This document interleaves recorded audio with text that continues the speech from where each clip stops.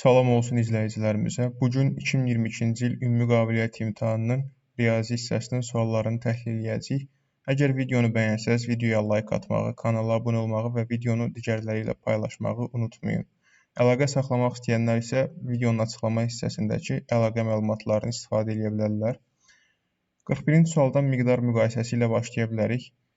24-ün və 16-nın ən böyük ortaq böləni, 56-nın və 40-ın ən böyük ortaq böləni hansı böyükdür? Yəni əboblarını tapmalıyıq. Ədədin əbobu, 2 ədədin 2 və ya daha çox ədədin əbobu necə tapılır?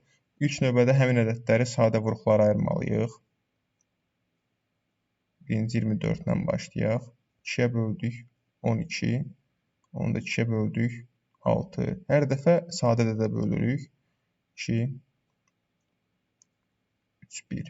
Deməli 24 2-nin kubu vurulsun 3 imiş. Sonra 16-nı ayıraq. 16 2 üstü 4 olacaq. Yenə də göstərirəm.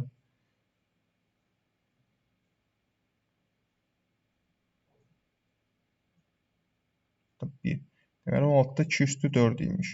Bəs bu sadə vuruqlara ayrılmış formadan əbobu necə görürük? Ədədin ən böyük ortaq 2 və ya daha çox ədədin ən böyük ortaq böləni həmin ədədlərin sadə vuruqlara ayrılmış formasında ortaq vuruqlardan üstü kiçikdən götürülür. Ortaq vuruq burada 2-dir, üstü kiçik 2 üstü 3-dür. Deməli bu iki ədədin əbobu 2 üstü 3-ə, yəni 8-ə bərabərdir. Eyni qaydada 56 və 40-ın da sadə vuruqlara ayıraq və əbobunu tapaq. Deməli 56 2-yə böldü 28 elədi. Bir daha yenə 2-yə böldük 14, 2-yə 7. İndi isə 40-ı 2-yə böləndə 20.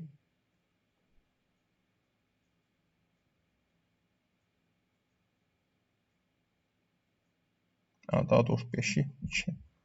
5-ə bölürük. Burada çaşdım. Deməli 40 da 2-nin kubu vurulsun 5 imiş. 56 isə 2-nin kubu vurulsun 7. Dediyimiz kimi əbobu həmin ədədlərin sadə vuruqlarla yazılışındakı ortaq vuruqlardan üstü kiçikdən. Ortaq vuruq hər ikisində 2-dir və hər ikisinin üstü 3 olduğuna görə elə fərq yoxdur. 2 üstü 3 olacaq əbob. Deməli, hər iki ədədin, hər iki hücrədəki ədədlərin əbobu 8-ə bərabərmiş. Deməli, cavab olur C variantı. Keçək 42-ci suala. Yenə burada bizə dəyişənin ifadə verib, dəyişənlərin verilən qiymətini yerinə qoyaraq hesablayaq hər ikisinin qiymətini.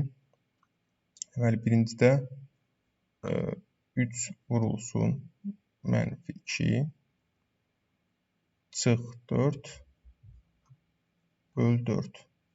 Nəyə bərabər olacaq? 3-ü -2-yə vuranda -6 eləyir. 4 çıxanda bölünsün 4-ə. -6-dan 4 çıxanda -10 eləyəcək. Onu da 4-ə böləndə -2,5 eləyir. Deməli, birinci sütundakı məlumat -2,5-ə bərabərdir. İkinci sütuna baxaq. 3 vurulsun -2 çıxılsın 4 böl 4. Deməli, burada 3-dən 3-ü -2-yə vuranda, daha doğrusu vurmadı, -6, 4-ü 4-ə böləndə 1 eləyəcək. Deməli, burada da cavab -7-dir. Deməli, A sütunu daha böyükdür. A nöqtəsi diametrinin uzunluğu 12 cm olan çevrənin üzərində, B nöqtəsi isə bu çevrənin mərkəzindən 1 cm uzaqlıqda yerləşir. AB parçasının uzunluğu 8 mi? İndi gəlin bir dənə çevrə çəkək. Deməli, A nöqtəsi diametrinin uzunluğu 12 cm olan çevrə üzərində. Deməli, radius biz başa düşməliyik ki, diametrin yarısı 6-dır. Bura A nöqtəsi olsun. Burada çevrənin mərkəzi, məsəl üçün, o olsun. Deməli, bura 6-dır. B nöqtəsi isə bu çevrənin mərkəzindən 1 cm uzaqlıqda yerləşir.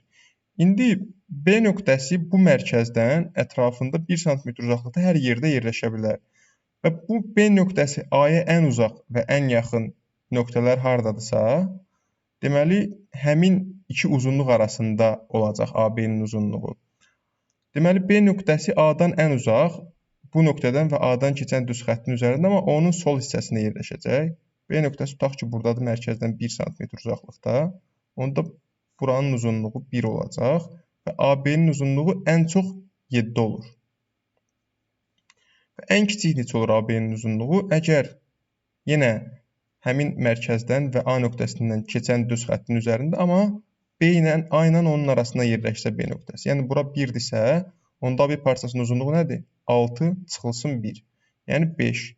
Deməli, biz başa düşürük ki, AB parçasının uzunluğu 5-dən böyük bərabər 7-dən isə kiçik bərabər imiş. Yəni 5 və 7 arasında yerləşir. O da hər bir halda 8-dən kiçik olması mənasına gəlir. Deməli, B variantındakı, B sütunundakı məlumat daha böyükdür. 44. Ədədlərin rəqəmsal yazılışında bəzi rəqəm kvadratla örtülüb, hər rəqəm bir kvadratla. Yəni, artıq bu sualı dəfələrlə salıblar, eyni sualı. Burada nə etməliyik? Bu fərqin ən böyük və ən kiçik qiymətini tapırıq. Deməli, fərq həmin iki ədəd arasında yerləşir. Sonra da görürük 438-də necə müqayisə edə bilərik. Bu fərqin ən böyük qiyməti azalanın ən böyük, çıxılanın ən kiçik qiymətindədir. Yəni 699 çıxılsın 201 eləyəcək bizə 498. Fərqin ən kiçik qiyməti isə azalanın ən kiçik qiyməti və çıxılanın ən böyük qiyməti. Burada 609 çıx 291-dir. O da deməli bərabər olacaq 318-ə. Deməli, həmin fərq 318-dən böyük bərabər, fərqi x-lə işarə eləsək, məsəl üçün. 498-dən isə kiçik bərabər olmalıdır, ancaq natural ədəd olmalıdır bu aralıqda. Bütün ədədlər həqiqi ədədlər ola bilməzik, çünki həm azalan, həm çıxılan natural ədəddir. Amma bu bizim həmin fərqi 438-lə müqayisə eləyə bilməyəcəyimiz mənasına gəlir. Çünki bu aralıqda olan ədədlər 438-in özü də ola bilər, ondan kiçik də ola bilər, böyük də ola bilər. Deməli, verilən məlumat kifayət deyil. Datonun gündəlik gəliri 35-40 laridir. O gündəlik 16-18 lari xərcləyir. Qalan məbləği isə toplayır. Datonun 3 iş günü ərzində topladığı məbləğ mi yoxsa 65 lari mi böyükdür? Yenə eyni tipli maksimum-minimum məsələsidir. Baxaq görək, Dato maksimum 3 gün ərzində nə qədər pul toplaya bilər? Bunu tapmaq üçün o gündəlik bacardığı qədər az pul xərcləməlidir, bacardığı qədər də çox pul qazanmalıdır, yəni gəliri daha çox olmalıdır. Deməli, 40 lari qazansa maksimal və minimal xərci olsa, bir gündə 24 lari qazancı olmuş olur. Onu da 3 günə vursaq, deməli, maksimum 3 günə 72 lari pul yığar. Bəs minimum, deməli, çox az pul qazanır, azalan çox ən kiçik olur və maksimal pul xərcləyir. Çıx 18. Deməli, bir günə 17 lari yığmış olur və 3 günə də 51 lari olmuş olacaq bu məbləğ. Deməli, Datonun 3 gün ərzində yığacağı məbləğ yenə də x-lə işarələsək, həmin məbləğ 72 ilə 51 arasında olacaq və yenə də 65 ilə müqayisə eləməyimizə kifayət eləməyəcək bu məlumatlar. Deməli, C. Baxaq 46-cı suala. ABCD dördbucaqlısının BD diaqonalının uzunluğu 4 cm-dir. ABCD dördbucaqlısının perimetri. Çəkək bir dənə ixtiyari dördbucaqlı ilk öncə. Ola bilsin, ilk görüntüdən belə qəribə sual kimi gələ bilər. Amma burada bizim istifadə edəcəyimiz mövzu üçbucaq bərabərsizliyi olacaq. Suala üçbucaq bərabərsizliyə necə yanaşmalıyıq? Deyir ki, bura onda A olsun. A, B, C, D. Deyir, BD diaqonalının uzunluğu 4 cm-dir. Olsun 4. İndi baxaq. ABD üçbucağında bilirik ki, üçbucaq bərabərsizliyindən nə bilirik? 3 parça üçbucaq əmələ gətirmək üçün istənilən ikisinin cəmi digərindən böyük olmalıdır. Məsəl üçün, onda biz nə bilirik? Bu tərəfə AB üstəgəl AD biz bilirik ki, böyük olmalıdır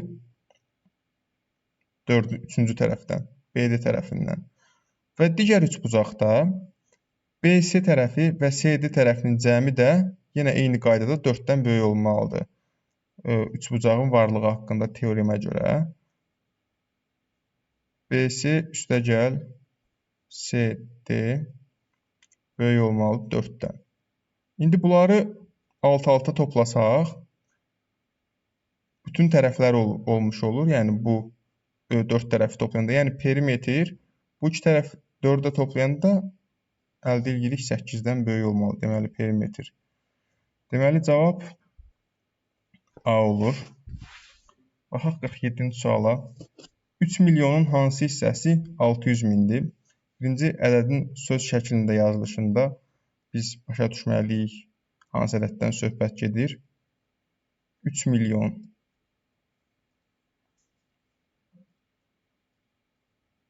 hansı hissəsi vurulsun X hissəyə vururuq və əldə edirik 600 min. Deməli, buradan X-i tapmaq istəyirik. Biz X də bərabərdir 600 min bölünsün 3 milyona.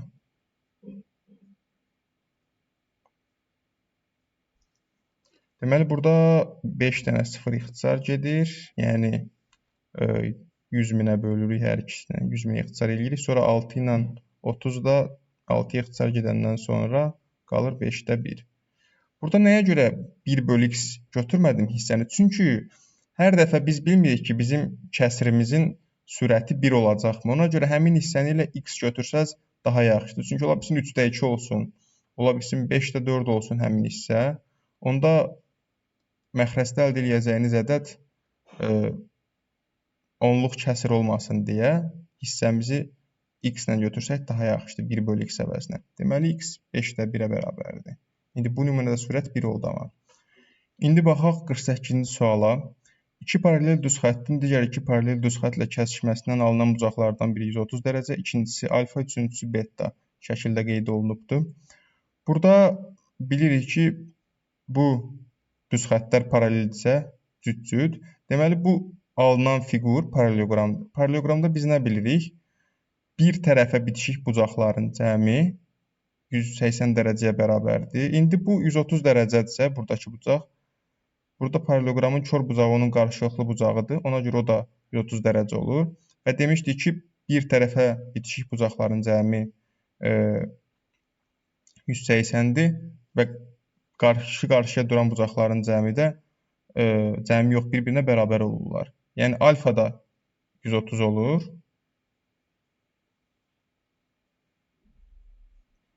Beta da cəm 180 olacağına görə 180 çıxıb 130-dan 50 dərəcə olmuş olur. İndi bizdən nəyi soruşur? Alfa bölü 2, yəni 65 çıxılsın beta, yəni 50 dərəcə. Bərabərdir 15 dərəcəyə. Əgər x kvadratı bərabərdir 10y və 2y bərabər 5 olarsa, onda x kvadratı çıx 4y nəyə bərabərdir? Gətirin elə burada x kvadratını 10y ilə əvəzləyək. Onda bu bərabər olmuş olur 10y çıx 4y-ə, hansı ki 6y-ə bərabərdir. Və 2y 5-dirsə, 6y ilə 3 vurulsun 2y-dir. Heç y-i tapmıram. O da 3 vurulsun 2y-də 5 ilə əvəzləyək. 5-dən 15 olur. İstəyirsiniz y-də tapa bilərsəm, ehtiyac yoxdur. Heç 2,5-də, yəni bu buradan y tapmaq onsuz da çox asandır. Deməli, C variantı. Boş qutuya 10 göy və 20 qara kürəcik yerləşdirdilər. Qutudan neçə göy kürəcik götürməlidirlər ki, orada qalan göy kürəciklərin sayı qutuda qalan kürəciklərin ümumi sayının 20%-nə bərabər olsun. Deməli, biz bilirik qutuda toplam belə qeyd eləyək. Göy kürəciklərin sayı 10-dur. Qaraların sayı da 20-dir. Ümumi 30 dənə kürəcik var. Qutudan müəyyən miqdarda göy götürəndə, məsəl üçün x sayda, ümumi kürəciklərin sayı da x azalmış olur. Orada qalan göy kürəciklərin sayı qutuda qalan kürəciklərin ümumi sayının 20%-nə. Bir ədəd digərinin neçə faizidir tapanda, həmin ədədi bölürük digərinə. Yəni 10 30-un hansı neçə faizidir. Amma biz 10-un 30-un neçə faizini olduğunu maraqlandırmır. Müəyyən göy kürəcik götürəndə ümumi saydan da azalır, göy kürəcikdən də azalır və burada qalan göy kürəciklər neçə faiz təşkil eləmiş olur, ümumi kürəciklərin neçə faizini təşkil edir. İndi bizi bu maraqlandırır. Daha doğrusu 20%-ni təşkil edir. Bizi maraqlandıran x-dir. İndi sağ tərəfdə davam eləyək yazıya. Burada da 100%-i digər tərəfə keçirək. Yazaq 10 çıxılsın x böl 30 çıx x bərabərdir 20 bölünsün 100-ə. O da bərabərdir 5-də 1-ə. 20 ixtisardan sonra. Deməli, indi 5-də 1 ilə 10 çıx x bölü 30 çıx x-i çarpaz vuraq bir-birinə. Nə əldə eləyəcəyik? 50 çıxılsın 5x bərabərdir 30 çıxılsın x-ə. Buradan 5x-i digər tərəfə keçirək. Ondan əldə edəcəyik 30-u da bu tərəfə. 50 çıxılsın 30 bərabərlik işarəsidir. Bərabərdir 4x-ə. X də bərabərdir 5-ə. Deməli 5 dənə kürəcik götürmək lazımdır ki, geridə qalan göy kürəciklərin sayının ümumi kürəciklərin sayının 20%-ni təşkil eləsin. İndi baxaq 51-ci suala. Üzərində A və B nöqtələri qeyd olunmuş torun hər bir hücrəsi kvadratdır. Bu nöqtələr təpələri torun düyünlərində olan iki sınıq xəttlə birləşdirilir. Yəni bu qara və mavi sınıq xəttlər nəzərdə tutulur. A və B nöqtələrini birləşdirən qısa sınıq xəttin uzunluğu 120 metrdir. Bu nöqtələri birləşdirən uzun sınıq xəttin uzunluğu neçə metrdir? Təbii ki, gözcü baxanda belə görürük ki, qısa sınıq xətt qaradır, digəri göydür. Təbii ki, bunu riyazi olaraq da görəcəyik indi nəyə görə elədir. Burada biz bilirik ki, kvadratın hər bir buradakı vahid kvadratın tərəfi x olsa, x metr olsa, bu diaqonal üzrə x kökdəki olacaq. Niyə? Çünki kvadratın diaqonalı tərəfdən kökdə 2 dəfə böyükdür. Və onların sayını toplasaq, neçə dənəsə x kökdəyi ki, o bərabər olacaq 120-yə. Oradan uzun məsələ olur, belə geçsək əgər. Bunu nə cür eləyə bilərik? Baxaq görək neçə dənə kvadratın tərəfi var burada. Qara sınıq xətti. 1, 2, 3, 4 dənə tərəf var və 1, 2, 3 dənə də diaqonal var. Yəni tərəfi T ilə işarələsək, diaqonalı da D ilə. Bu 120-yə bərabərdir və nəyə görə o qənaətə gəldik ki, bu qısa sınıq xətti. İndi mavini sayaq.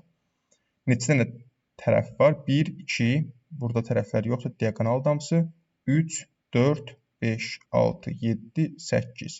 8 tərəf üstə gəl. Neçə diaqonal var? Buradan başlayır. 1, 2, 3, 4, 5, 6 dənə də diaqonal cürə gedir. Gördüyünüz kimi, altdakı sınıq xəttin uzunluğu üstdəki sınıq xəttin uzunluğundan 2 dəfə böyükdür. Burada 2-ni mötərizə xaricinə çıxarsaq, 8T üstə gəl 6D-də 2 vurulsun, 4T üstə gəl 3D. Bərabər olacaq. Biz bunun uzunluğunu bilirik onsuz da 120-yə bərabərdir. Digərinin uzunluğu da ondan 2 dəfə böyükdür. 240 metr. Deməli, digər sınıq xətt 240 metrdir. 52. A və B elə ədədlərdir ki, A böyükdür 0, B kiçikdir 0. Aşağıda sadalanan bərabərsizliklərdən hansı doğru ola bilər? İndi, hansı doğru ola bilərlə hansı doğrudur arasında biz fərqi başa düşməliyik. Hansı doğrudur deyəndə bu bütün hallarda doğrudur deməkdir. Hansı doğru ola bilər deyəndə bütün hallardan sadəcə bir dəfə belə doğru olsun, o doğru ola bilər ifadəsinə uyğun gəlir onsuz da. İndi baxaq, a kvadratı kiçikdir b kvadratı. Yəni, müsbət ədədin kvadratı mənfi ədədin kvadratından kiçik ola bilərmi? Təbii ki, kiçik ola bilər. Hansı ədədin kvadratı böyükdür? Hansınınki modulu kiçikdir. Yəni, sıfıra hansı daha yaxındırsa, onun kvadratı daha kiçik olacaq. Məsəl üçün, a 3 olsun, b mənfi 5 olsun. Görəcək ki, a-nın kvadratı b-nin kvadratından kiçik olacaq. Niyə? Çünki a-nın modulu b-dən kiçikdir. Deməli, bu elə ola bilər. İndi yaxşı, digərlərini izah edək, nəyə görə ola bilməz? A böl B 1-dən böyük ola bilərmi? Biri mənfi, biri müsbətsə mütləq şəkildə mənfi olacaq A böl B və mənfi olan ədəd 1-dən böyük ola bilməz. C bəndinə baxaq. A çıxılsın B kiçikdir, mənfi 1 ola bilərmi? A müsbətdir, B isə mənfidir. Yəni, müsbət çıxılsın mənfi ədəd, yəni o çıxma işarəsi ilə mənfi ədədin işarəsi birləşib toplama əmələ gətirəcək. Yəni, biz müsbət ədədi, A ədədini artırmış olacaq. Bu nə mənaya gəlir? O mənaya gəlir ki, A müsbət ədədi artıranda mənfi 1-dən kiçik eləyə bilməz. Ona görə ola bilməz. C variantı A kvadratı B böyükdür 0. Bu da ola bilməz. Nəyə görə? A kvadratı çünki müsbətdir, B mənfidir. Müsbəti mənfiyə vuranda mənfi eləyəcək və 0-dan böyük, yəni müsbət ədəd eləyə bilməz. D bəndi də C-nin oxşarıdır. B çıxılsına 1-dən böyük eləyə bilərmi? B mənfi ədəddir. Mənfi ədəd çıxılsın müsbət ədəd, yenə mənfi ədədi azaltmış olacaq A qədər. Ona görə də yenə mənfi eləyəcək bu ifadə. Mənfi ədəd isə 1-dən böyük ola bilməz. Ona görə cavab A bəndi olmalıdır. Gəldik göstəricilərin təhlilinə. Dairəvi diaqramda 2010-cu ildə ambardakı çaxır butulkalarının ümumi miqdarının neçə faizinin Rkatsitel, Sapiravi, Çinandali və Hinc-Marauli markalı çaxır butulkalarının olduğu verilibdir. Buradakı cədvəldə. Amma ancaq 2010-cu il üzrə məlumatlardır diaqramda. Cədvəldə isə 2009 və 2010-cu illərdə bu ambardakı çaxır butulkalarının neçəsinin Sapiravi və Çinandali markalı və hansı növ olduğu, quru, yarı şirin və digər olduğu verilibdir sayıları üzrə. İndi 3 dənə sualı cavablandıraq. 53-ə baxaq. 2010-cu ildə ambardakı Çinandali markalı çaxır butulkalarının sayı Rkatsitel markalı çaxır butulkalarının sayından neçə dəfə çox idi? Çinandali və Rkatsiteldir. Təbii ki, biz burada artıq buna əsasən işləməyəcəyik. Dairəvi diaqrama əsasən işləyəcəyik. Çünki Rkatsitel haqqında məlumat yoxdur cədvəldə. Çinandali Rkatsiteldən neçə dəfə çox idi? Baxın, Çinandali müəyyən qədər çaxırın 30%-ni təşkil eləyir. Rkatsitel isə həmin qədər çaxırın 20%-ni. Yəni elə 30-un 20-yə olan nisbəti o da elə 1,5 eləyir. Amma belə də eləyə bilər ki, yaxşı gəlin, məsəl üçün müəyyən qədər çaxır var 2010-cu ildə x qədər. Onun 30%, yəni 0,3x olacaq Çinandali. Rkatsiteldə 0,2x 20%. İndi bu bundan neçə dəfə çoxdursa, bunu buna bölməliyik. Gəlin bunu hər tərəfi 10-a vuraraq onluq kəsirdən xilas olaq. X-lər ixtisar gedəndən sonra 3 böl 2, o da bərabərdir elə 1,5-ə. Cavab elə o nə olduğunu göstərdik belə də. 2010-cu ildə 2009-cu ildəki ilə müqayisədə ambarda Sapiravi markalı yarı şirin çaxır butulkalarının sayı neçə faiz artdı? 2010-cu ildə 2009-cu ildəki ilə müqayisədə yarı şirin Sapiravi. Deməli, yarı şirin Sapiravilərin sayı maraqlandırır bizdə. 2009-dan, yəni buradakı buna keçəndə neçə faiz artıbdır? Yəni 800 dənə neçə faizsə artıbdır?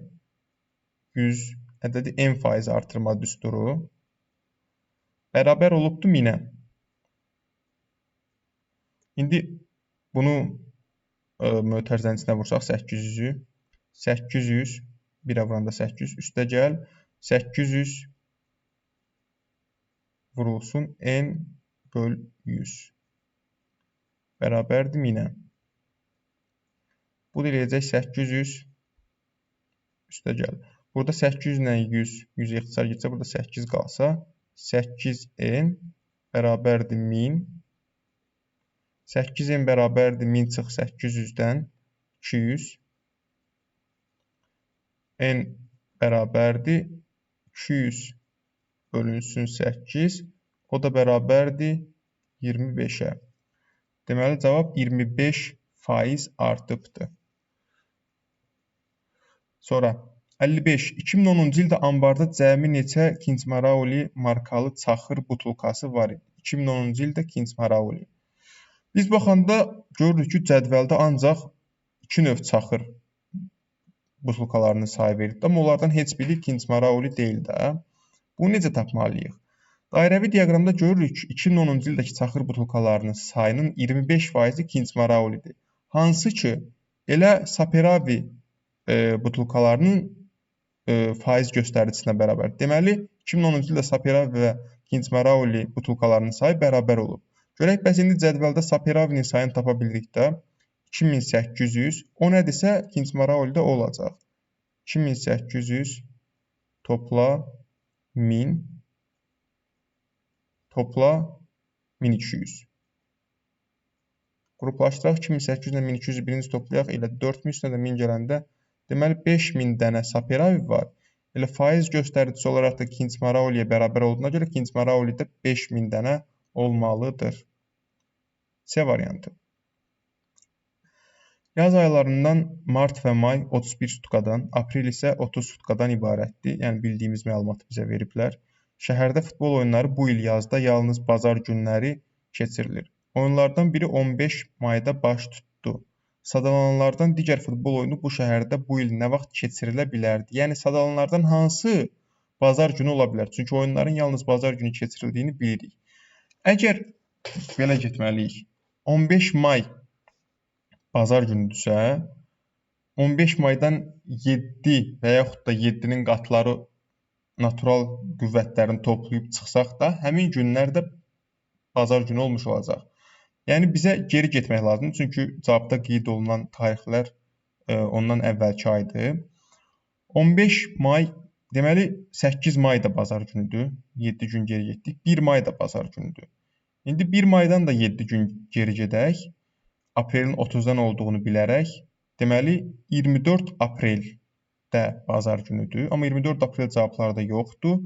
24 apreldən də 7 gün geri gedəndə 17 aprel cavablarda var, bazar günüdür və həmin tarixdə futbol oyunu keçirilə bilərmiş, bazar günü olduğuna görə.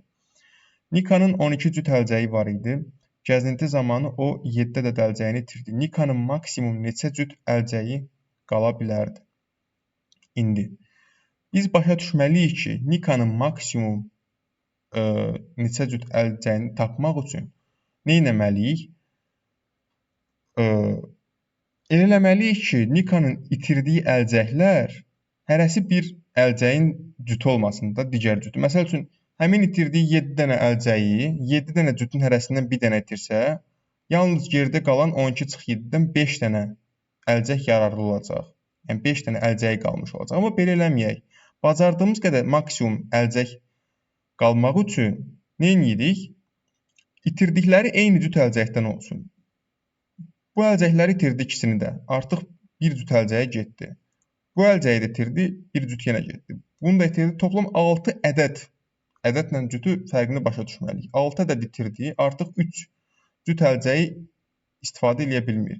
Və digərindən də birini itirsə, həmin cüt əlcəyi istifadə edə bilmir. Deməli, 1, 2, 3, 4 dənə əlcəyi istifadə edə bilməyəcək ən yaxşı halda. Ən pis halda isə 7 dənə hərəsindən bir dənəsini itirsə, hər cütdən 5 dənəsini. Maksimumu soruşur bizdən C variantı. ABC bərabəryanlı düzbucaqlı üçbucağın hər bir katetinin uzunluğu 10 santimetrdir. Gəlin istəyirsiniz bunu biraz böyük şəkildə çəkək. Çünki yazı iri olur, biraz çirkin görünür. Deməli, bərabəryanlı elə bu üçbucağı çəkək.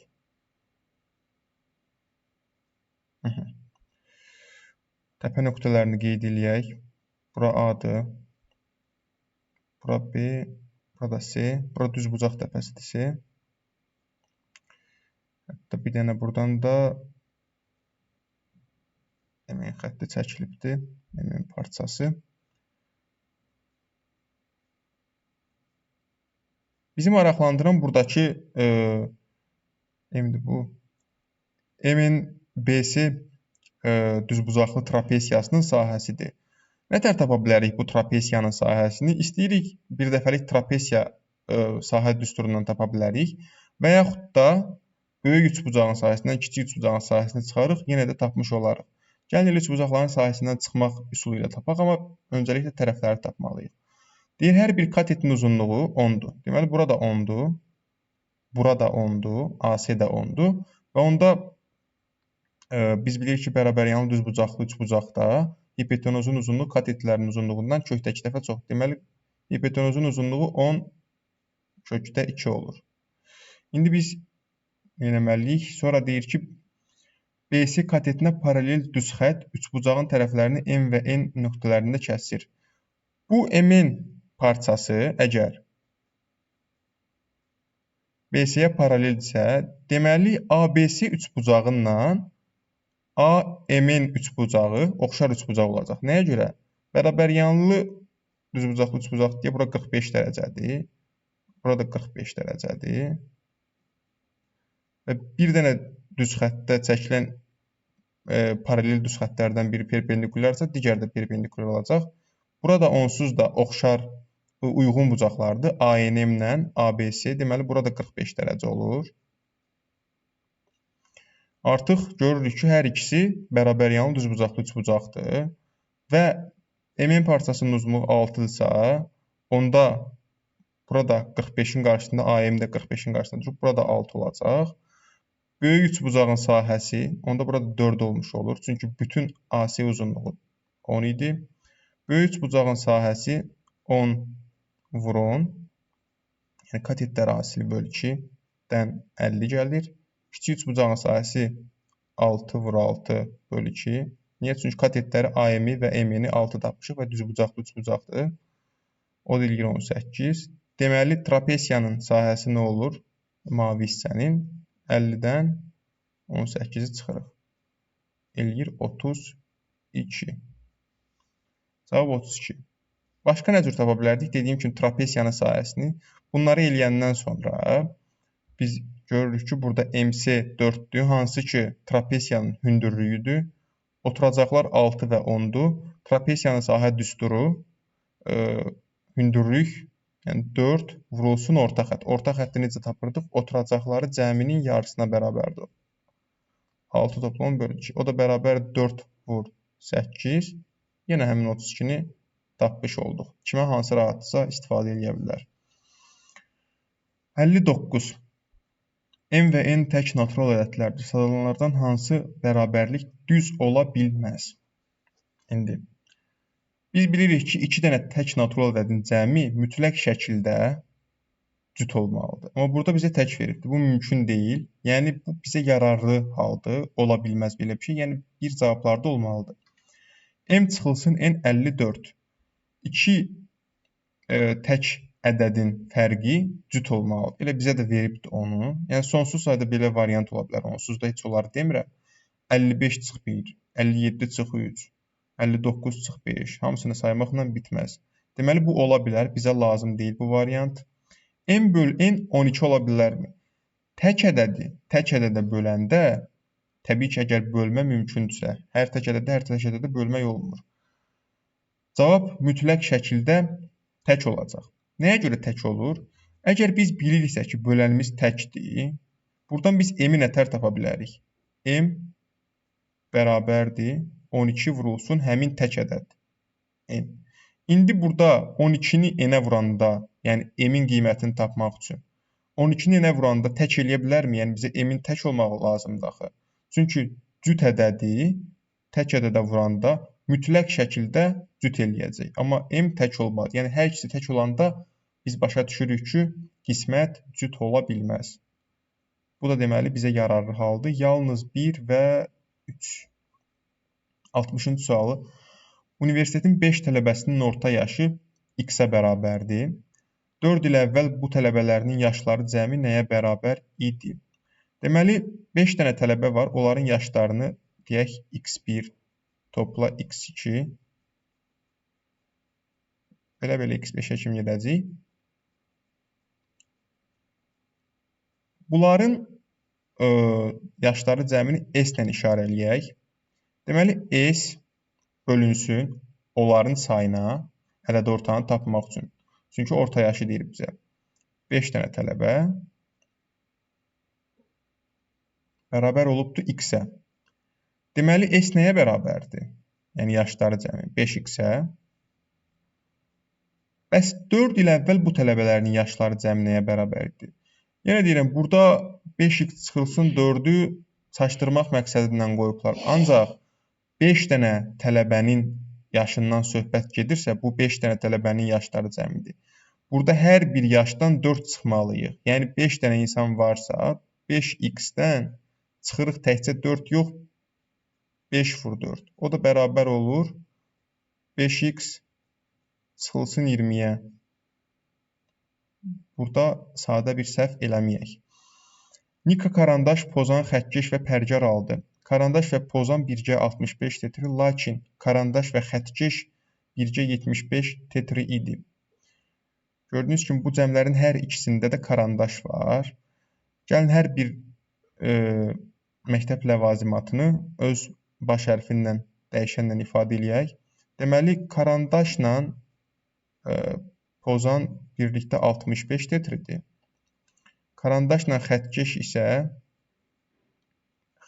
isə birlikdə 75 tetridir. İndi görürük ki, bura sistem tənliyi kimi baxsaq, burada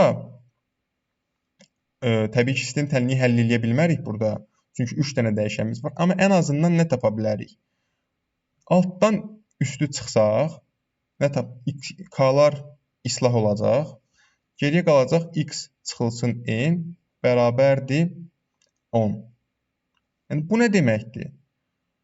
Xəttkeşdən pozanın qiymətini, N deyil də dost, bu pozan idi. Pozanın qiymətini çıxanda 10 tetri qalır. Yəni, xəttkeşin qiyməti pozanın qiymətindən 10 tetri bahadır. Başa düşmüş oluruq buradan onu. İndi bizdən nə soruşur? Pozanın və pərgarın ümumi dəyəri, yoxsa xəttkeş və pərgarın ümumi dəyəri? Təbii ki, biz bilirik xəttkeş pozandan böyükdür və pərgar ortaqdır və bunların ayrı-ayrılıqda, yəni pozanla xəttkeşin üstünə pərgarın qiymətini dəyişəndə heç bir şey dəyişməyəcək. Yəni, hansı böyükdürsə pozanla xəttkeş arasında, pərgarla birlikdə də həmin qiymət böyük olacaq. Biz bilirdik ki, xəttkeş daha baha idi 10 tetri, deməli, buradakı miqdar buradakından 10 tetri baha olacaq. Deməli, cavab B. Baxaq 62-ci suala. A üstəgəl 2B 8-dən kiçikdir və A 4-dən böyükdür. İndi biz burada B-nin qiyməti maraqlandırır bizi. Deməli, nə edə bilərik? Yazaq ki, birinci daha doğrusu köçürərdik, sonra yazardıq. A üstəgəl 2B kiçikdir 8 və A da 4-dən böyükdür. Bizə B-nin qiyməti maraqlanırıq biz. Onda burada birinci ifadədə B-ni sol tərəfdə saxlayaq. Kiçikdir 8 çıxılsın A-dan. Biz əgər bilirik ki, A 4-dən böyükdür, deməli, buradakı ifadə 8-dən 4-dən böyük ədədə çıxanda 4-dən kiçik olacaq. Niyə? 8-dən 4-dən böyük ədəd çıxanda 4-dən kiçik olur da. 2B-də onda deməli 4-dən kiçikdir. Bu nə mənaya gəlir? B-nin 2-dən kiçik olması mənasına gəlir. Cavab B variantı. 63. Düzbucaqlı üçbucağın katetlərinin uzunluqları itibucaqlı üçbucağın iki tərəfinin uzunluğuna bərabərdir. Düzbucaqlı üçbucağın sahəsi, itibucaqlı üçbucağın sahəsi. Nəzəriyyəsi yaxşı olan şagird bunu çox asan bir şəkildə üçbucağın iki tərəf və onlar arasında qalan bucağın sinusu vasitəsilə sahələri müqayisə edə bilər. İndi gəlin nə demək istədiyimi göstərim. Burada bir dənə düzbucaqlı üçbucaq çəkək. Onun da yanında bir dənə itibucaqlı üçbucaq olsun. İndi deməli, bizə nə deyir? Düzbucaqlı üçbucağın katetlərinin uzunluqları itibucaqlı üçbucağın iki tərəfinin uzunluğuna bərabərdir. Yəni A B-dirsə, bu iki tərəf də A B-dir. İndi buradakı bucaq təbii ki, düz bucaqdır. Buradakı bucağa da alfa deyək. Üçbucağın sahə düsturu nə deyir bizə? Hündürlüklə olan sahə düsturu nəzərdə tutmuram. İki tərəf arasında qalan sahə düsturu var. Nəyə bərabərdir? 2də 1 AB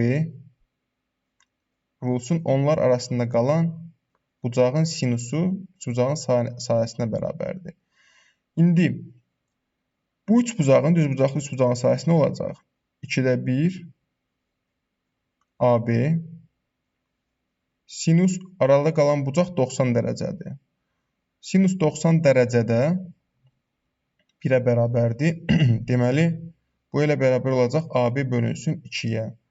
Buradakı bucaq isə 90 dərəcədən kiçikdir.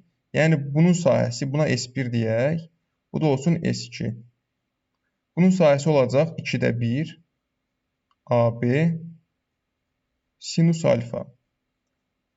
Təbii ki, iti bucağın sinusu 1-dən kiçik olacaq. Ona görə 2də 1 AB-nin, yəni AB bölü 2-nin qiyməti daha kiçik olacaq. O səbəbdən də biz deyə bilərik ki, düzbucaqlı üçbucağın sahəsi böyükdür. A və B sütunlarının xanalarında verilmiş miqdarları bir-biri ilə müqayisə edin. Sinifdə qızların sayı şagirdlərin ümumi sayının 40%-nə bərabərdir.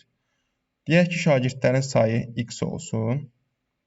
Onda qızların sayı olan onun 40%-nə bərabərsə 0,4 x olacaq. Deməli, oğlanlar da buradan başa düşürük ki, 60%-dir, yəni 0,6 x. Bu sinifdə qızların 30%, oğlanların isə 20%-i musiqi ilə maraqlanır. Gəlin indi qızların 30%-ni, oğlanların isə 20%-ni tapaq. Deməli, 0,4 x-in 30%-i, yəni %30 nəyə bərabərdir?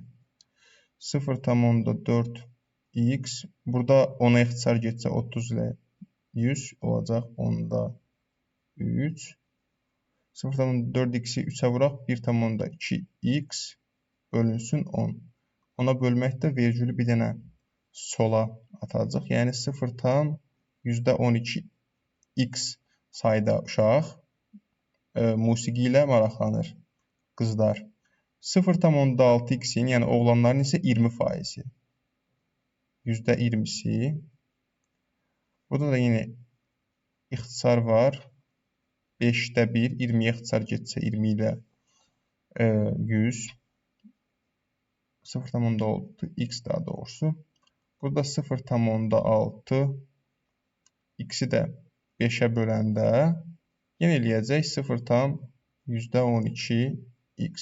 Deməli, musiqi ilə maraqlanan oğlan və qızların sayı bir-birinə bərabər imiş. Doğru cavab C-dir. 5 natural ədədin hasili 6-ya bərabərdir. Bu ədədlərin cəmi mi, yoxsa 9 mu? İndi 5 natural ədədin hasili biz başa düşməliyik ki, nə cür 6-ya bərabər ola bilər? Yəni 6-nı nə cür əldə edə bilərik oradan? 6 ya 1 vur 6 kimi əldə edə bilərik və yaxud da 2 vur 3 kimi. Yəni natural ədədlərdən söhbət gedirsə əgər. Başqa cür mümkün deyil əldə eləmək 6-nı, çünki sadə vuruqları 2 və 3-dür. İndi əgər 2 və 3 variantında natural ədədlərdən 5-indən ikisi bilirik. 2 və 3-dür. Qalanları da 1 olmalıdır hasil dəyişmək üçün ki, hasil burada 6 olsun. Üzr istəyirəm. Deməli, bunların cəmi neçə olacaq? 8. Və digər variantda əgər 1 və 6-dırsa, digər ədədlər də yenə 1 olmalıdır ki, hasil dəyişməsin. Qalan 3-ü. Bunların cəmi neçə eləyəcək? 10. Yəni, bu ədədlərin cəmi 8 də 10 da ola bilər, verilən məlumat kifayət deyil. İstənilən A ədədi üçün A ulduzla qeyd olunan ədəd verilən sxemə əsasən alınır. Əgər A ulduz bərabər 8 olarsa, A sadalanlardan hansına bərabər ola bilər? İndi müəyyən bir alqoritm var burada. -5 A-dan 5 çıxılır. Sonra əldə etdiyimiz ədəd nədirsə, müsbət mənfi sıfırdırsa, başqa bir riyazi əməl tətbiq olunur. Ondan sonra da biz A ulduz ədədini əldə eləmiş oluruq. İndi baxaq görək A nəyə bərabərdir ki, A ulduz 8 olur sonda. Qoyaq sıfırı bu alqoritmə. Sıfırdan 5 çıxanda -5. Onda gedirik bu hissəyə. Əgər mənfidirsə, çünki -5 mənfidir. Üstünə 9 gələndə 4 olur. Deməli 8 olmadı. Ədədimizi biraz böyütsək, başa düşürük ki, biz 4 vahid böyütsək, cavab da 4 vahid böyümüş olacaq. 4 yox da 8 ala bilərik bəlkə.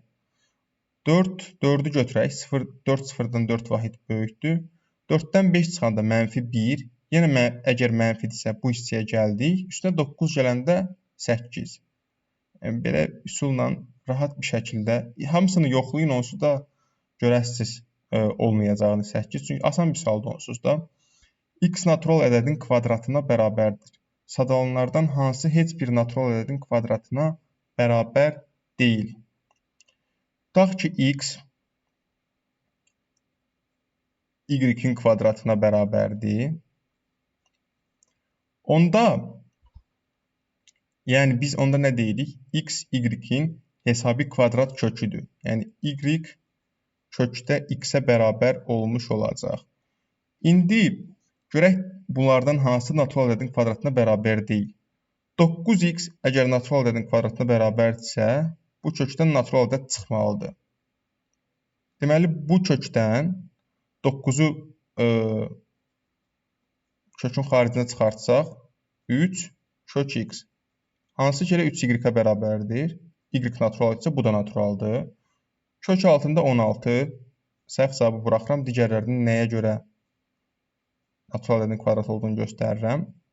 Bu da 16-yı kökün xaricinə çıxartsaq, kök altında 16 4-ə bərabərdir. Yenə buradan da 4y gəlmiş oldu. X kvadratı. Kök altında x kvadratı. O da bərabərdir nəyə? Modulda x-ə. Təbii ki, əgər x kök altında yazılırsa, deməli x müsbət ədəddir və x müsbətsə moduldan müsbət çıxır, x çıxır. Əgər kök altında x y bərabər etsə, deməli bu da y kvadratının kvadratına bərabər imiş. Onda y kvadrat təbii ki, y naturaldır, y-in kvadratı da naturaldır. Yəni, x kvadratı da natural ədədin kvadratına bərabərdir. X üstü 3. Burada x üstü 3. Deməli, bunu bu formada yazsaq əgər, kök altında x-in kubu şəklində. O da bərabər olacaq y-in kubuna. Deməli, bu da y-in kubunun kvadratına bərabər imiş. Amma kök altında 12x-də belə bir hal olmayacaq. Nəyə görə? Çünki 12-nin özü tam kvadrat deyil. Hər hansı bir natural ədədin kvadratı deyil. Ona görə həmin hal burada olmayacaq. Radiusu 2 sm olan çevrə, radiusu 4 sm olan çevrənin daxilində yerləşir. Bu çevrələrlə hüdudlanmış tünd fiqurun sahəsi kiçik çevrə ilə hüdudlanmış dairənin sahəsindən neçə dəfə böyükdür? Kiçik tünd fiqurun sahəsi kiçik çevrə ilə hüdudlanmış dairənin, yəni göy hissə ağ hissədən neçə dəfə böyükdür? İndi, ağ hissənin onsuz da sahəsini bilirik, radius 2-dir. Yəni, bu tipli suallar demək olar hər il düşür. Hər hansı bir fiqur, onun içindən oyulmuş başqa bir fiqur, onların sahələri haqqında sual. Yəni, hər il düşür, hazırlıqlı olun yəni bu suallara. Kiçik fiqurun, kiçik çevrənin sahəsi pi r kvadratı, r-də 2 olduğuna görə 4pi. Böyük fiqurun sahəsini tapıb kiçiyi çıxaq, mavi sahəni tapaq. Pi bu olsa R1 olsun, bu da R2 olsun. R2-nin kvadratı bərabərdir. 4 idi radius, ona görə sahənin altı pi olacaq. Onda mavi hissənin sahəsi 16 pi'dən də 4 pi'ni çıxmalıyıq. bərabərdir 12 pi-yə. Deməli, mavi hissənin sayısı 12 pi-dir. Kiçik çevrənin sayısı 4 pi-dir. Deməli, 3 dəfə böyük olmuş olacaq. 12 pi bölü 4 pi. Pi-lər ixtisar gedir. 12 ilə 4 ixtisar getdikdən sonra 3. Deməli, Nika 20 kilometr məsafəni qət etməli idi. O, x kilometr velosipedlə, qalan yolu isə piyada getdi. Gəlin bir dənə deyilənə uyğun şəkil çəkək. Yolu təsvir eləyək hissələrini. Deməli, 20 kilometrdir bu yolun uzunluğu bütünlükdə və x kilometr velosipedlə gedir. Hardasa olsun bura x kilometr. Yolun qalan hissəsini tapmaq üçün təbii ki 20-dən bu hissəni çıxıq. 20 çıx x.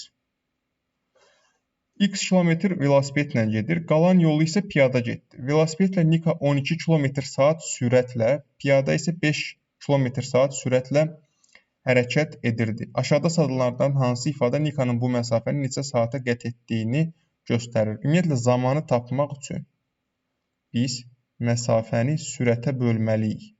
Yolun ilk hissəsində məsafə x idi. Sürət isə nə idi? Velosipedlə getdiyinə görə 12. Yəni, bu hissəyə x bölü 12 saat vaxt sərf edilibdir. Üstə gəl, yolun qalan hissəsi məsafə 20 çıx x idi. Sürət isə piyada getdiyinə görə 5 km/saatdır. Yolun bu hissəsində bu qədər saat vaxt sərf edilib. Toplamda da yola, deməli, C bəndindəki qədər vaxt sərf edilibdir. Gələk 70-ci suala.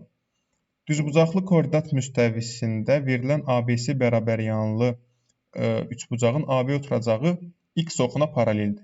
Gəlin təsviri eləyək. Koordinat şəbəkəsi ağ səhifədən çəkək belə. Bizə müsbət hissə ilə işləmək lazımdır. Biraz uzun buradan çəkirəm.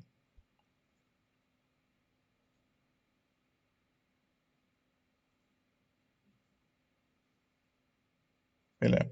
Hər bir damanı bir vahid kimi götürsək, elə tam doğru koordinatlarla işləyək. Heç ehtiyac yoxdur, amma varsa işləsək pis olmaz. Verilən ABC bərabəryanlı üçbucağın AB oturacağı x oxuna paraleldir. A təpə nöqtəsinin koordinatları 2, 3. Deməli, 2, 3. Bura olacaq A təpəsi.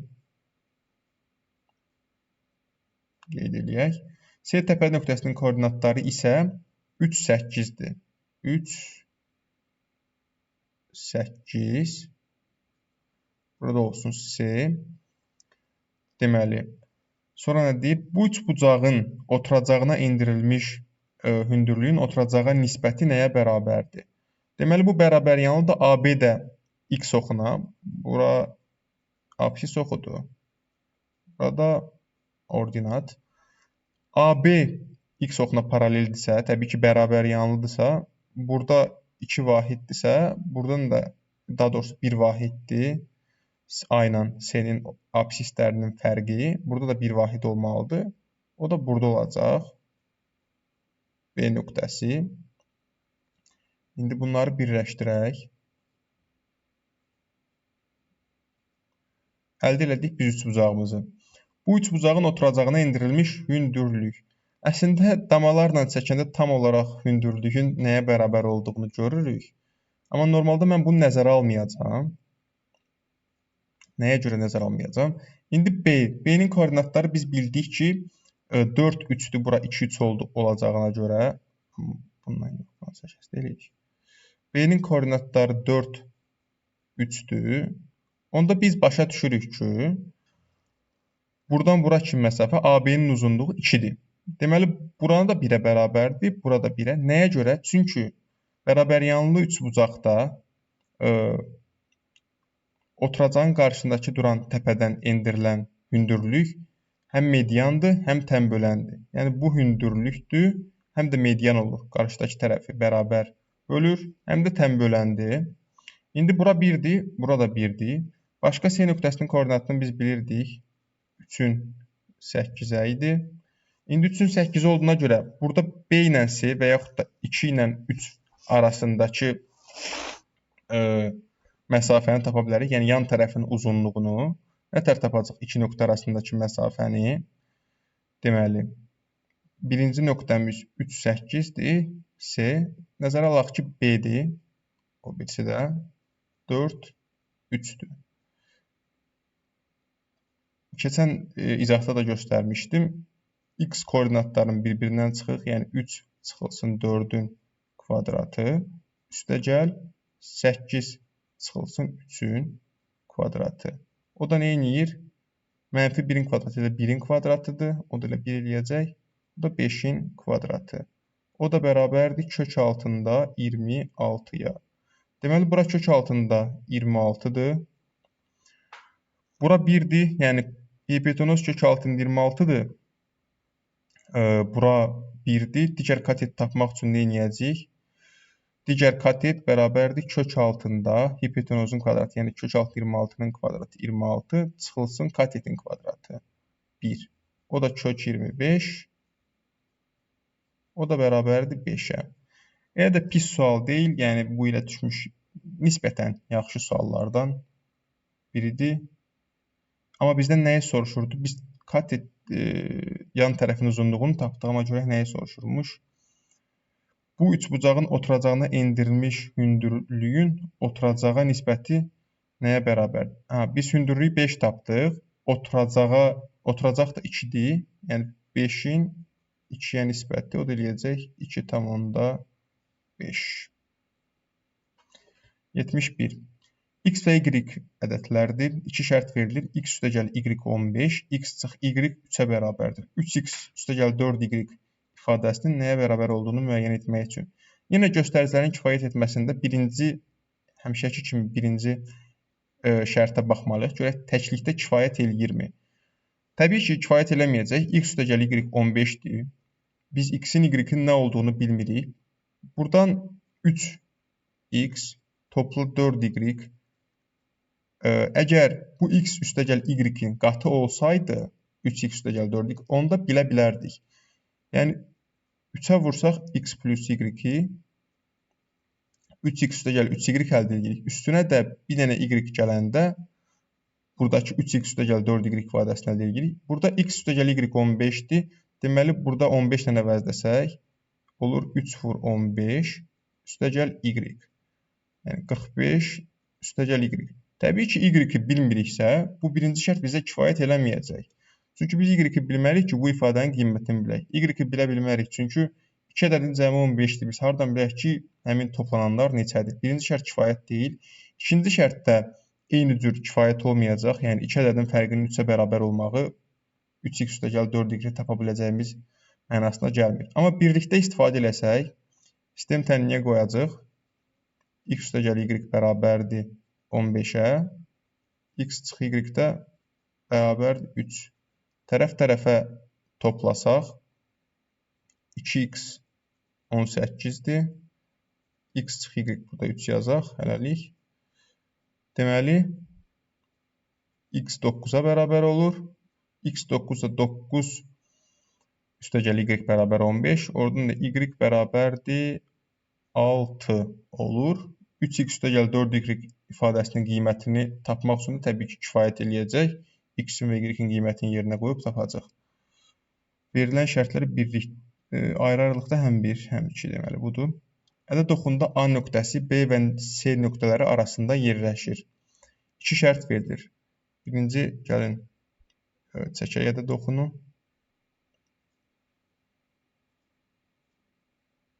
Deməli, B və C nöqtələri arasında yerləşir A nöqtəsi. Amma biz bilmirik, B mi böyükdür, yoxsa C mi? Sadəcə ikisi arasında yerləşdiyini deyibdir. Nəsə, götürək belə B olsun. Bura C olsun. Burada A olsun, məsəl üçün. İndi nə deyir? B nöqtəsinin koordinatı mənfidir. Deyək ki, B mənfidir. Görək, bu şərt kifayət eləyirmi A nöqtəsinin koordinatının müsbət olub-olmadığını müəyyən eləməyə? B nöqtəsinin koordinatı mənfidirsə, A ondan sağdadırsa, biz yalnızca onu bilirik ki, A B-dən böyükdür. Təbii ki, B mənfidirsə, A B-dən böyükdürsə, o mənaya gəlmir ki, A müsbət olacaq. Mənfi ədəddən böyük başqa bir mənfi ədəd də ola bilər və yaxud da 0 ola bilər. Belə müsbətin özü də ola bilər. Yəni A nöqtəsinin koordinatının nə olduğunu, işarəsini bilə bilmərik. İkinci şərtdə təkcə ikinci şərti istifadə etsək, C nöqtəsinin koordinatı müsbətdir. Biz bilirik ki, A müsbət ədəddən kiçikdir. Ona görə A-nın koordinatı müsbət ədəddən kiçik olduğuna görə müsbət də ola bilər, 0 da ola bilər, mənfi də ola bilər. Burada ikincisini birlikdə istifadə eləsək, B nöqtəsinin koordinatı mənfi, C nöqtəsinin koordinatı müsbətdir. Yəni A nöqtəsi mənfi və müsbət iki nöqtə arasında yerləşir, iki ədəd arasında yerləşir. Bu nə mənaya gəlir? Yəni mənfi və müsbət arasında mənfi ədəd də ola bilər, 0 da ola bilər, müsbət də ola bilər, yenə tapa bilmirik. Yəni heç birlikdə götürəndə belə kifayət eləmir. 73. Sahəsi 24 kvadrat santimetr olan düzbucaqlı iki düzbucaqlıya bölünüb. İndi baxaq görək birinci şərt nə deyir. Bölünmə nəticəsində alınmış düzbucaqlıların perimetrləri bərabərdir. Gəlin şəkli təsvir eləyək.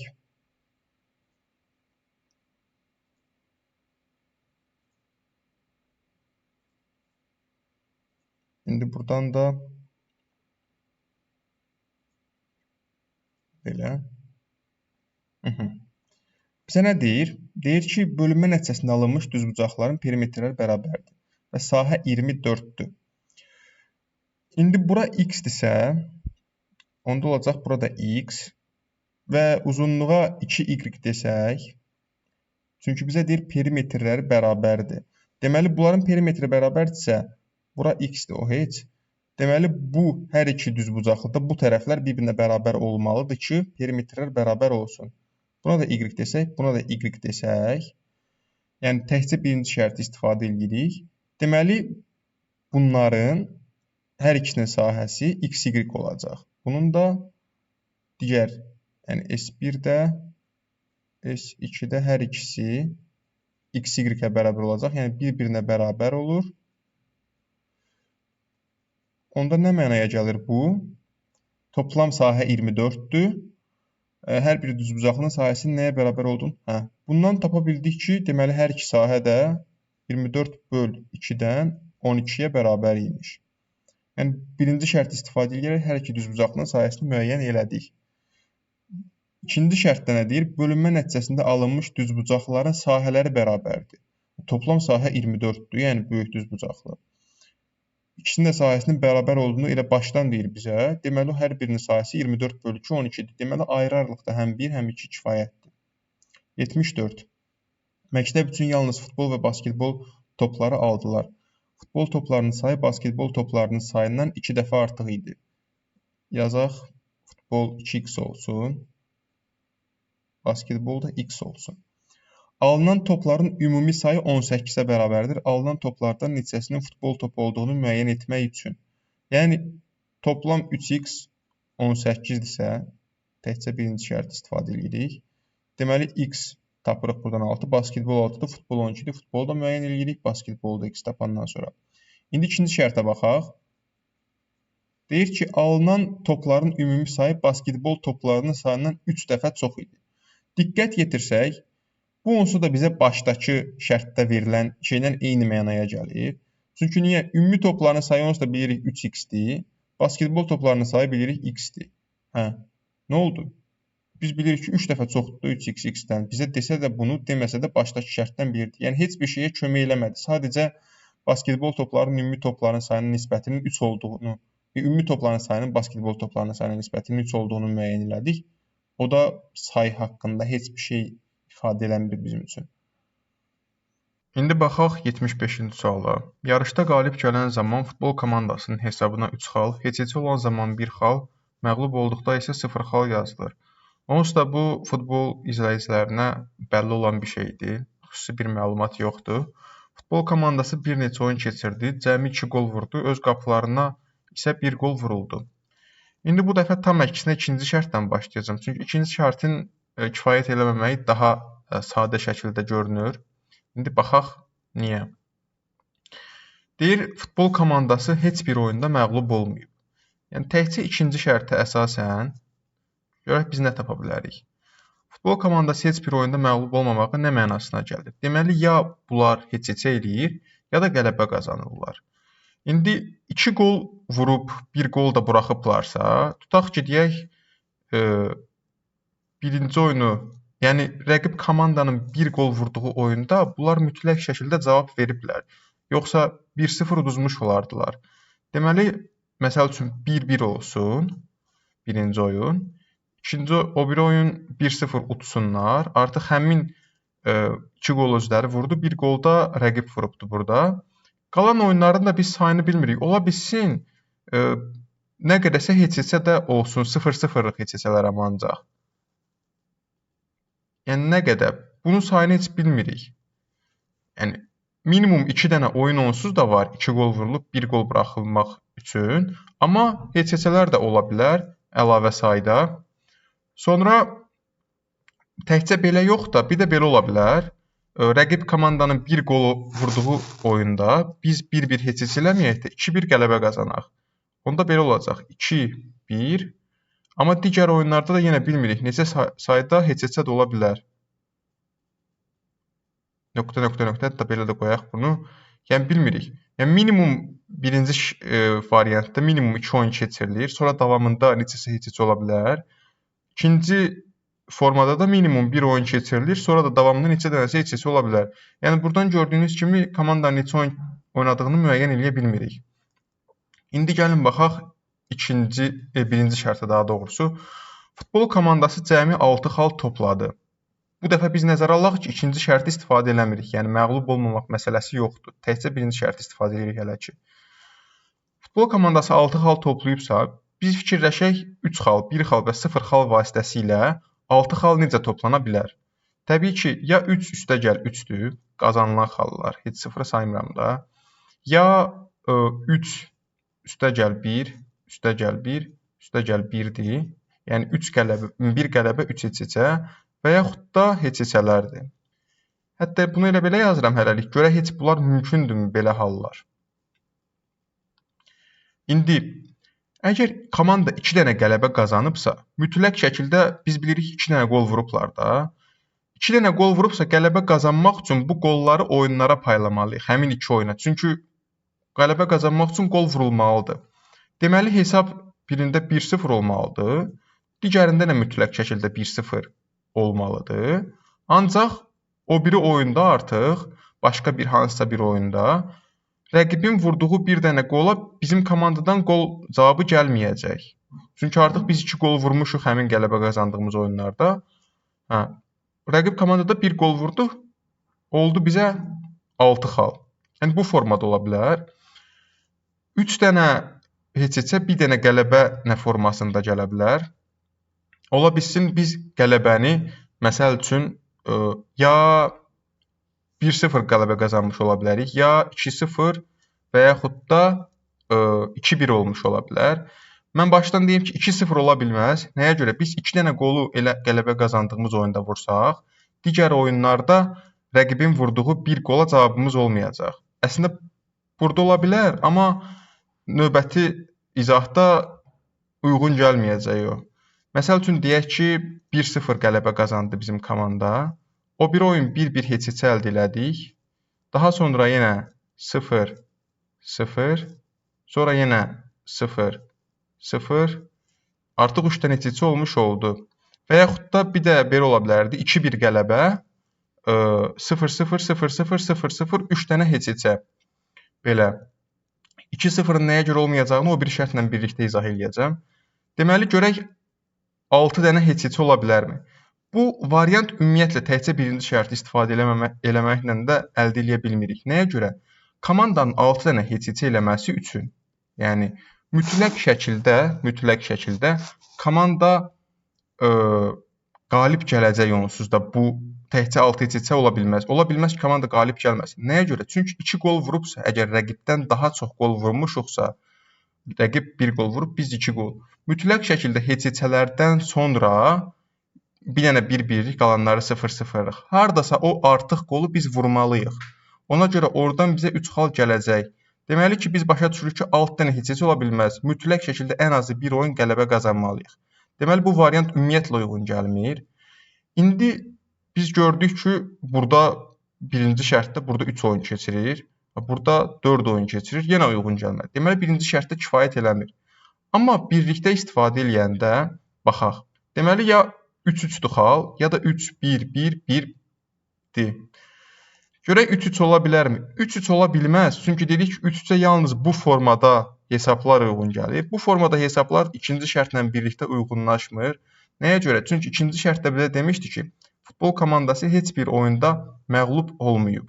Amma gördüyünüz kimi bu formada oyun keçirilən zaman, yəni 3-2 qələbə vasitəsilə 6 xal toplanan zaman mütləq şəkildə dedik ki, bayaq komanda məğlub olmalıdır. Deməli, bu variant da uyğun gəlməyəcək ortaq istifadə etdiyimiz zaman.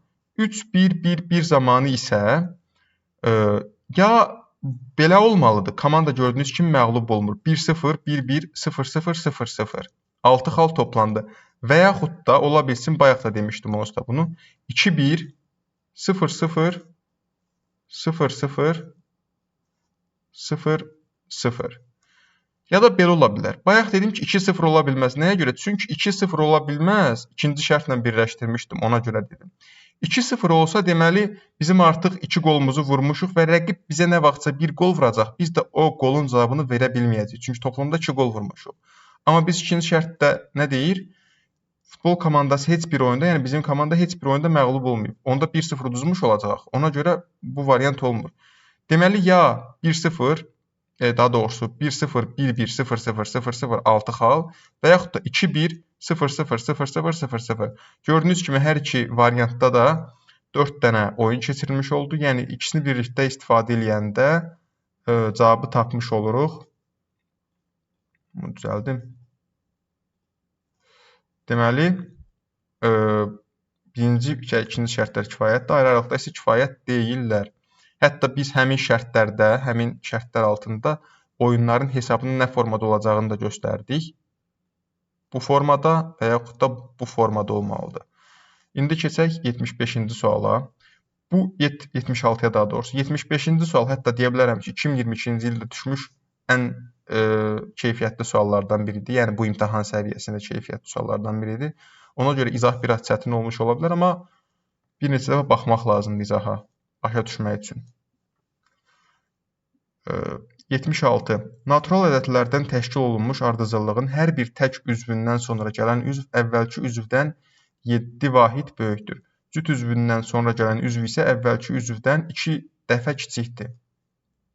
Əgər ardıcıllığın birinci üzvü tək olub, üçüncü üzvə bərabərdirsə, ardıcıllığın ikinci üzvü nəyə bərabərdir?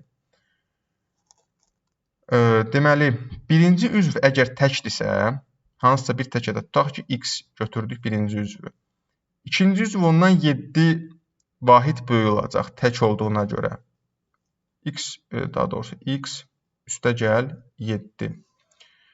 İndi x tək idisə, təkin üstünə tək gələndə cüt oldu. Deməli, burada əldə etdiyimiz ədəd cütdür. İndi bu cütdürsə, bunu cüt üzvündən sonra gələn üzv isə əvvəlki üzvdən 2 dəfə kiçikdir. Sonra gələn 2 dəfə kiçik olmalıdır. Deməli, sonra gələn x üstəgəl 7 bölünsün 2 olmalıdır. Və bu ardıcıllığın birinci üzvü tək olub, üçüncü üzvə bərabərdir. Yəni, x bərabər olubdur, x üstəgəl 7 bölünsün 2-yə. Deməli, burada çarpaz vursaq 2x bərabərdir x üstəgəl 7-yə. Deməli, x də bərabərdir 7. Ardıcıllığın ikinci üzvü nəyə bərabərdir? Biz x-i tapdıq. Diqqətli olmalıyıq burada. X-in üstə də 7 gələndə, yəni 14 eləyəcək. Baxaq 77-ci suala. 14 üzü olan piramidanın neçə tili var? Gördüyünüz kimi demək olar əksər illərdə piramida ilə əlaqəli, üz, təpə, til sayı ilə əlaqəli suallar düşür. İndi bu sualda deməli, n bucaqlı piramidanın n plus 1 sayda, yəni n plus 1 üzə bərabərdirsə, deməli, n 13-ə bərabərdir. Yəni, bu 13 bucaqlı piramidadır. 13 bucaqlı piramidanın da 2n sayda tili olur. Yəni, 2 vur 13. O da eləyəcək 26. Amma ola bilsin, bu bəzilərinə aydın olmayacaq. Ona görə gəlin biz ümumiyyətlə piramidada nəyə görə n+1, nəyə görə 2n sayda təpə til üst sayının nəyə görə olar olduğunu ifadə eləyək, göstərək. İndi tutaq ki, bir dənə piramidamız var. Sırf şəkildəki, bizə şərtdəki piramida ilə göstərməyəcəm, çünki sayları, üst sayı dəhşət çoxdur. Daha az bucaqlı fiqurla göstərəcəm. Məsəl üçün, fiqurumuz olsun 3 bucaq.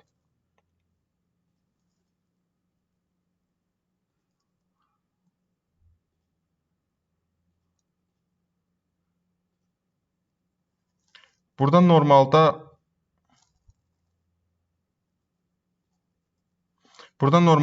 bu 3 dənə til qırıq xətlə işarə olunmalıdır. Çünki biz ön tərəfdən baxanda bu xəttləri görməyəcəyik. Ona görə görünməyən tilləri biz qırıq xətlə işarə edirik, amma bu dəqiqə onu eləyə bilmirəm. Ona görə siz bunları görünməyən til kimi başa düşün. İndi burada baxın, oturacaq neçə bucaqlıdırsa piramidanın adını o cür adlandırırıq. 3 bucaq olduğuna görə deyirik 3 bucaqlı piramida. Oturacaq 4 bucaqlı olsaydı deyəcəkdik 4 bucaqlı piramida. 5 bucaqlı olanda 5 bucaqlı piramida və belə davam edir. İndi fikir verin. 3 bucaqlı piramida olduğuna görə bunun neçə dənə tili var? 3 bucaqlı olduğuna görə oturacaqda 3 dənə til. 1, 2, 3. Fiqur 3 bucaqlı olduğuna görə 3 dənə tərəf var və 3 dənə til əmələ gəlir. Və 3 bucaqlı olduğuna görə hər təpədən bir dənə til çıxır. 1, 2 və 3. Deməli, nə oldu? 6 dənə til oldu. Biz təkcə 3 bucaqlı yox, ümumiyyətlə n bucaqlı kimi də başa düşməliyik altdakı fiquru. Altdakı fiqur n bucaqlı olanda nə olacaq? Deməli, n bucaqlı olduğuna görə aşağıda oturacaqda n dənə til olacaq və n bucaqlı fiqurun n təpəsindən n sayda til çıxacaq. Deməli, üstə gəl n bərabərdir 2n sayda til olacaq. Onda başa düşürük ki, n bucaqlı piramidanın 2n sayda tili olur. Bəs nəyə görə n+1 sayda üzü və təpəsi olur? Təpə sayda n+1 və n+1-dir, bir-birinə bərabər olur. İndi fikir verin, 3 bucaqlı piramidada bir dənə oturacaq, oldu bir üz və 3 bucağın hər tərəfindən bir dənə üz qalxıbdır. 3 bucaq üzləri. Həmin üzlər də 3 dənədir, yəni 1 üstə gəl 3 sayda oldu 4 dənə. Amma, məsəl üçün, fikirləşin, indi oturacaqdakı fiqur n bucaqlı olsaydı. Oturacaqdakı fiqur n bucaqlı olsaydı, bir dənə oturacağın özü üz olacaqdı. Və n sayda da n bucaqlı fiqurun n dənə tərəfindən n sayda 3 bucaq qalxacaqdı. Deməli, n bucaqlı piramidanın neçə üzü var? Biri oturacaqdakı n bucaqlı fiqur və n tərəfdən qalxan n dənə 3 bucaq. Deməli, n üstə gəl 1 sayda üz olacaq. Hətta belə yazaq, qeyd edək, hansıdır. Bu til idi. Bir də təpə qaldı, o da üzə bərabərdir. Onu da izah eləyək nəyə görə. Deməli, indi 3 bucaqlı piramidada baxaq. 3 bucaqlı piramida oturacaq 3 bucaq olduğuna görə elə 3 dənə təpəsi var və piramidanın bir dənə də yuxarı hissəsində, tillərin kəsişdiyi hissədə bir dənə təpə olur. Deməli, 3 üstə gəl 1, 4 dənə təpə. İndi fikirləşin ki, oturacaqdakı fiqur n bucaqlıdır. N bucaqlı olduğuna görə oturacaqda n dənə təpə var və bir dənə də təpə yuxarıda. Deməli, n üstə gəl 1 sayda da təpə yenə piramidada olmuş olur. Yəni, bunları başa düşməyə çalışaq, əzbərləməyə çalışaq. Çünki başa düşsək, hər vəziyyətdə yazarıq, əzbərləsək, yadımızdan çıxsa yaza bilməyəcək. 78-ci suala baxaq. Burada 26 olmuşdu cavab. Dedik, 14 düz olduğuna görə n bucaqlı, n+1 sayda üz, onu da yuxarıda izah elədik. Bunları başa salandan sonra yuxarı baxa bilərsiniz. Maksimum 78-də baxaq. Maksimum 48 sərnişin tutan avtobusdakı sərnişinlərin 5də birini kişilər, deməli, x sayda sərnişin varsa, kişilər onların 5də birini təşkil edir, 5də 1x-i və 9da birini uşaqlar. Uşaqlar isə 9da 1x. Qalanı isə qadınlar təşkil edir. Sərnişinlərdən neçəsi qadındır? Deməli, bizim burada yanaşma tərzimiz nə olmalıdır? Nəyə əsasən tapmalıyıq bu sualda cavabı? Biz bilirik ki, maksimum 48 sərnişin tur avtobusu, amma bu dəqiqə nə qədər sərnişin var, onu bilmirik. Bu dəqiqə olan sərnişinlərin sayı, yəni hansı ki x-ə bərabərdir, elə bir ədəd olmalıdır ki, onu 5-də 1-ə vuranda natural ədəd alaq. Çünki kişilərin sayını, yəni insan sayını təmsil edir. Və 9-da 1-ə vuranda da həmin x-i natural ədəd almalıyıq. Yəni bu nə deməkdir? 9-da 1-ə vurmaq və 5-də 1-ə vurmaq elə 5-ə və 9-a bölmək deməkdir də. Yəni elə bir ədəd olmalıdır ki, həm 5-ə bölünsün, həm də 9-a bölünsün. Həmin ədəd 48-dən kiçik, 5 vur 9-dan elə gəlir ki, 45-dir. Deməli, kişilərin sayı onda 45 vur 5-də 1-dir. O da eləyir 9, 45 ilə 5 5-ə ixtisar gedəndən sonra. Uşaqların sayı 45 vurulsun 9-da 1-dir. O da eləyir 5. Deməli, qadınların sayını nə tərəf tapırıq? Bütün sərnişin sayından kişilərin və uşaqların sayını toplayırıq. 45-dən çıxırıq. O da eləyir 45 çıx 14. Oradan da gəlir 31. Sayda qadın var idi. İndi baxaq 79-cu suala. Avtostansiyadan avtobus saat 10:00-da, mikroavtobus isə həmin istiqamətdə saat 10:30-da çıxdı. Hər ikisi dayanmadan bərabər sürətlə hərəkət edirdi. Avtobusun sürəti 60 km/s, mikroavtobusun sürəti isə 80 km/s idi. Gəlin indi baxaq, birinci şəkli təsvir eləməyə çalışaq. Aha. İndi elə bil ki, saat 10:00-da stansiyadan avtobus çıxdı. Ondan sonra 10:30-da çıxır mikroavtobus. Görək hələ bir 10:30-a kimi avtobus nə qədər yol gedir? Yəni yarım saat ərzində 1 saata avtobus 60 km gedirsə, yarım saata da 10:30-a kimi 30 km getmiş olacaq da. Deməli, bura 0 olsa hələlik 0 nöqtəsi, bura 30 km olur, 30-cu kilometr. Avtobus gəldi bura. Baş hərfində işarə eləyək. Ondan sonra saat 10:30 oldu. Yəni bu dəqiqə təsvir elədiyimiz yol 10:30-a yolundu. Mikroavtobus isə hələ ki burdadır. İndi mikroavtobus buradan çıxır. Sonra da avtobusda irəliləyir. Bilirik ki, biz avtobusun sürəti aşağı olduğuna görə mikroavtobus nə vaxtsa gəlib bu avtobusa çatacaq. Onsuz da onu soruşur ki, neçə kilometr getdikdən sonra mikroavtobus avtobusa çatacaq. İndi mikroavtobus nə qədərsə yol gedir. Avtobus da buradan nə qədərsə yol gedir saat 10:30-dan sonra. Gəlirlər burada bir nöqtədə kəsikirlər. Biz maraqlandırır neçə saat yox da, neçə kilometr, yəni mikroavtobus neçə kilometr gedəndən sonra, yəni buradan bura olan məsafə maraqlandırır. İndi saat 10:30 idi. 30-cu kilometrdə də avtobus. Deməli 30-un üstünə gələcək. Tutaq ki, T saatdan sonra gəlib burada görüşəcəklər. Deməli T saatdan sonra avtobus nə qədər yol getmiş olacaq? Avtobusun sürət vurulsun zaman məsafəni tapmaq üçün. Amma 30-cu kilometrdəydi. Ona görə üstünə 30 gəlirik. T saatdan sonra avtobus yolun bu hissəsində olacaq. Mikroavtobus isə T saatdan sonra heç bir başlanğıcda sıfırdaydı. Burada olacaq. İndi buradan deyirik ki, 20T bərabərdir 30-a. T də bərabərdir 30/20. O da olacaq 1,5 saat. Yəni 1,5 saatdan sonra mikroavtobus gəlib avtobusa çatacaq. Deməli 1,5 saatdan sonra mikroavtobus neçə kilometr getmiş olacaq? Sürəti 80 idi. Yəni 1,5 vurulsun 80. O da bərabərdir 120. Deməli cavab C imiş. Həqiqətən yerinə qoyub yoxlasaz 30-un üstünə 60 vurulsun 1,5 də 120 eləyir. Bu da 120 eləyir. İndi 80-ə baxaq. Qutuya tünd və açıq rəngli kürəciklər düzülüb. Tünd rəngli kürəciklərin sayı yazaq tünd, bu da açıq. Tünd rəngli kürəciklərin sayı açıq rəngli kürəciklərin sayından 3 dəfə çoxdur. Tünd rəngli 3x olsun, açıq rəngli x olsun. Tünd rəngli kürəciklərin 6-da biri göydür. İndi bunun 6-da biri, yəni 3x-in 6-da biri göydür. Onda göy sayı 3 ilə 6 3-ə ixtisar getsə, burada 2 qalacaq. X-i sürətə vururuq. X böl 2. Deməli, göy kürəciklərin sayı da X böl 2-dir. Qutudan təsadüfən götürülən kürəciyin tünd göy rəngdə olması ehtimalı nəyə bərabərdir? Ehtimalı nətər tapırdıq? P göy deyirik. Bərabərdir. Əlverişli halların sayı, yəni göylərin sayı X böl 2. Bütün halların sayı. Yəni nə qədər toplam, nə qədər kürəcik var?